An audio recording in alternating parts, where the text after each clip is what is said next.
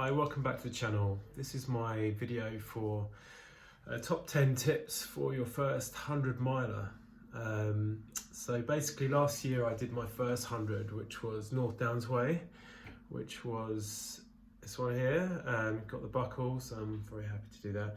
So I thought it'd be quite useful to just give a quick top 10 tips to help you get through yours and hopefully get the times you wanted and just make it an enjoyable experience without the dreaded DNF.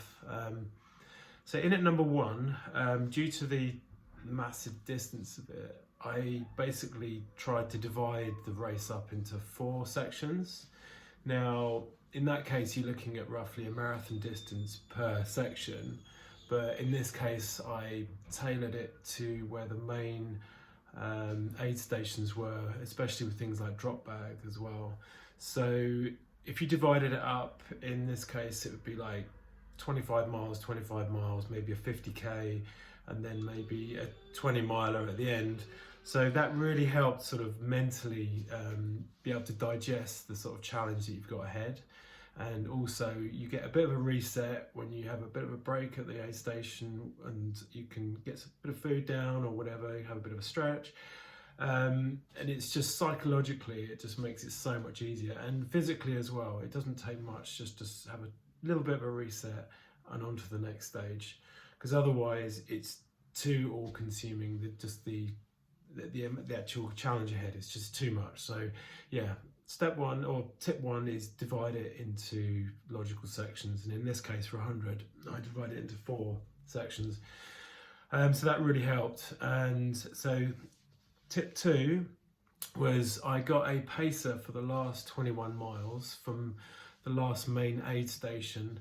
Now this was going through the night and the pacer was really experienced, so he knew the course, and in darkness it really helped me sort of step up the pace a bit, keep going and get me to the finish line really. And at that last stage from like mile 80 to the end, you really need all the help you can get because it's such a massive challenge.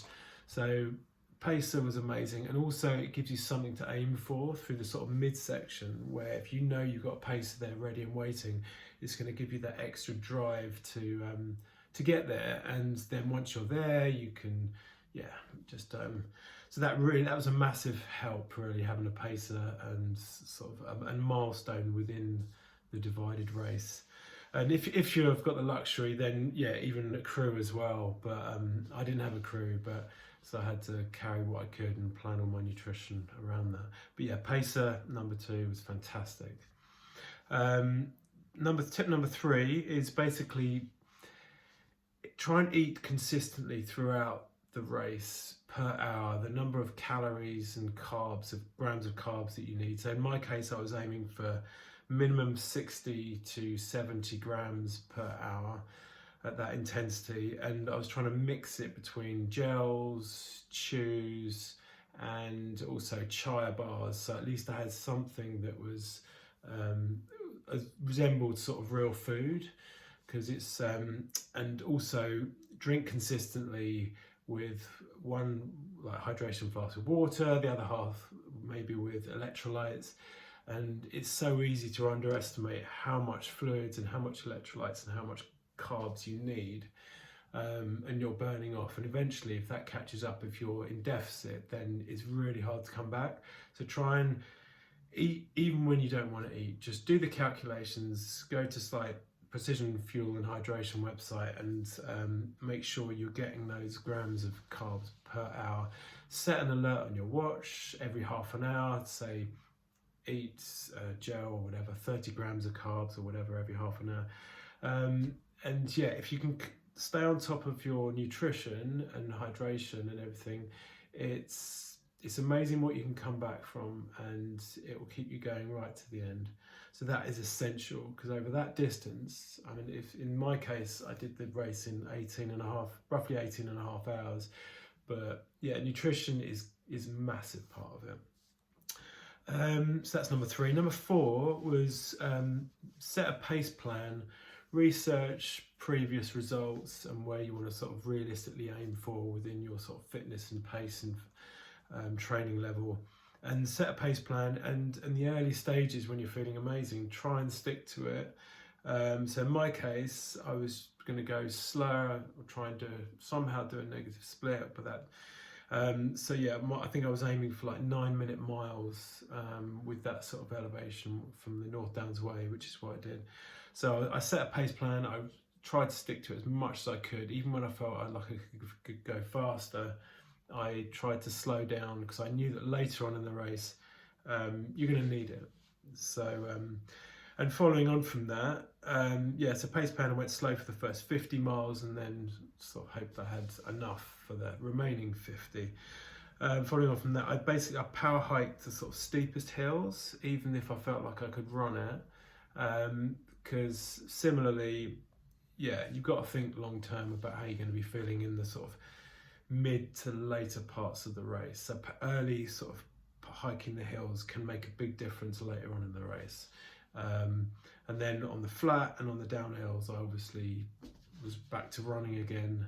And on the downhills, trying to minimize the amount of impact on your joints, because that residual fatigue will build up and up and up. So yeah, managing your pace is a really big one. Number 6, so basically at the drop bags, I think in my case I had a drop bag at mile 50 and I also had a drop bag at mile 80. So at mile 50 I had spare socks, Injinji socks, new pair of shoes, which really just in case just to give that extra pop, and they're nice and clean and dry and all that sort of stuff. It's a bit of a luxury. And also when you hit the aid stations where there's a drop bag, try and get a stretch in and use it as an opportunity to do sort of nip any problems in the bud if you haven't done it en route. But yeah, those points where you hit the aid stations where the drop bags are can be really, really important to get. You can even have like some sweet potato, some real food which is hot, or just those things you crave for.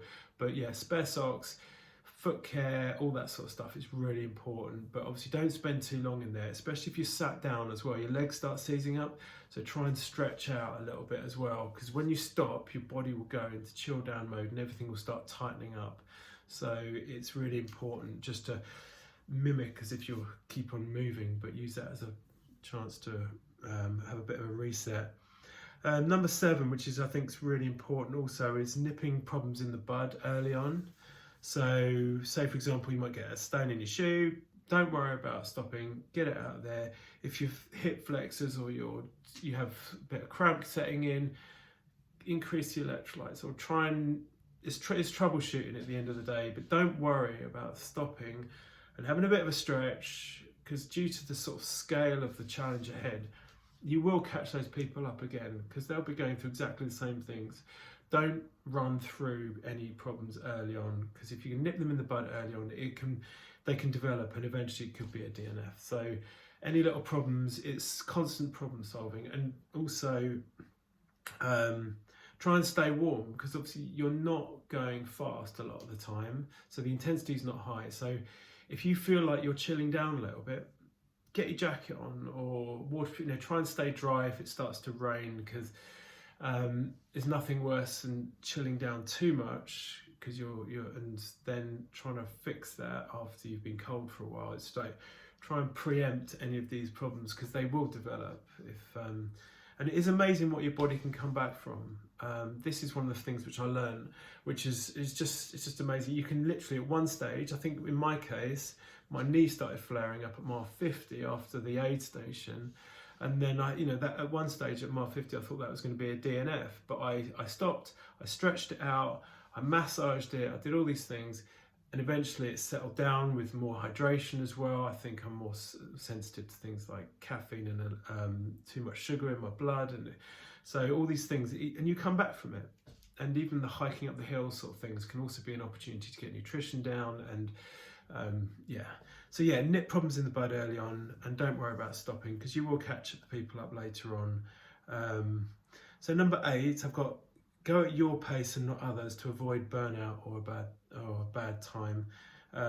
So yeah, find your own pace and stick to it. It's your own race. You're not if you just keep going, but the thing about ultras, it's not about the speed you go generally, it's just about not slowing down so much. Like the winning times for some of these ultras are, the paces are pretty damn slow, and they're the people who can just keep going and going and going.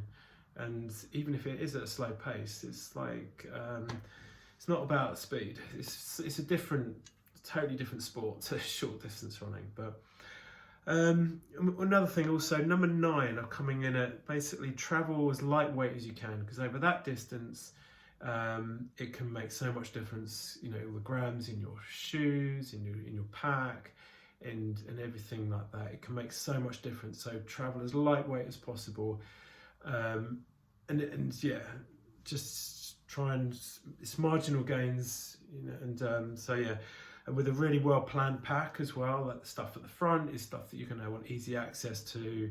And obviously the stuff at the back, and make sure everything's waterproof if needed, and you followed the mandatory kit list. But yeah, traveling lightweight can make a huge difference. Like you see some people, they don't plan it properly. They take way too much stuff, knowing that then they can end up by recharging at aid stations. It's like, why carry all that stuff if you're going to be taking it over 20 hours or 24 hours of running? So yeah, travel light. Number 10, foot care. I taped my toenails. Toenails are really short, anti-chafing in certain area, shoes that allow expansion because your feet will swell up, Injinji socks. Just play it safe, and it's that whole nipping things in the bud really, because foot care is a massive part, especially if it gets really wet.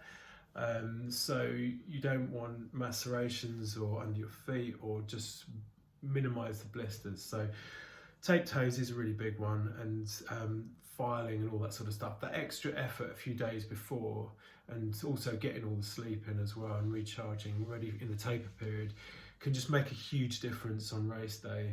And it is quite amazing how much your feet can expand over that distance. And so yeah, having the extra pair of socks and shoes at the aid station can be a godsend. It's like, just to give you that bit of comfort again, and a bit of space, because your feet will swell up in those later miles. So yeah, basically, I've only done 100 last year, so I might seem like a bit of a fraud in some ways, but my first race was the North Downs Way 100s. I came 4th out of 250 odd runners. I was fighting for 3rd place, and I did it in 18 hours 22, I think it was. So I was really chuffed with the day, and it was an amazing experience. But so much of that was due to planning and running through those top 10 tips. But I hope they're useful, and I hope you can smash your next races, and these are useful for a 100 miler in the future. Anyway, thanks for listening, and I hope your training's going well. Bye.